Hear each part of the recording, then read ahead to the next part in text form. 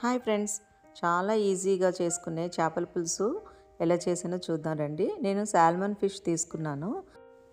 Onion పచ్చిమిర్చిని మనం పేస్ట్లా చేసుకోకుండా మరీ పెద్ద పీసులు కాకుండా ఇలాగా చాలా చిన్న పీసులుగా చాపర్ చేసుకొని ఆయిల్లోని ఈ ఆనియన్స్ బాగా ఫ్రై చేసుకోవాలి.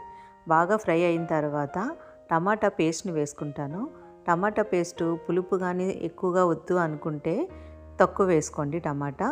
తర్వాత కూరకారం ఉప్పు వేసి బాగా ఫ్రై చేసి మూత పెట్టి ఒక 5 నిమిషాలు బాగా ఉడకనివ్వాలి.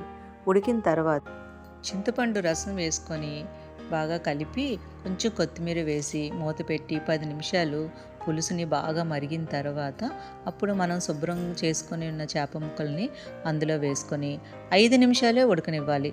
చేపలని పులుసులో 5 నిమిషాల కన్నా ఎక్కువ ఉడికితే బాగోదు. తర్వాత స్టవ్ ఆపిన తర్వాత కొత్తిమీర, కొంచెం బెల్లము, ఆయిల్ వేసి మూత పెట్టి ఒక 1 అవర్ అలా ఉంచిన తర్వాత చూస్తే ఇంకేముంది, చేపల పులుసు రెడీ. ఎంత ఈజీ అంటే అంత ఈజీ కదా అండి. ఇది వేడి మీద కన్నా చల్లారితే చాలా బాగుంటుంది. ఈ వీడియో కనుక మీకు నచ్చితే షేర్ చేసి, లైక్ చేసి, సబ్స్క్రైబ్ చేయండి.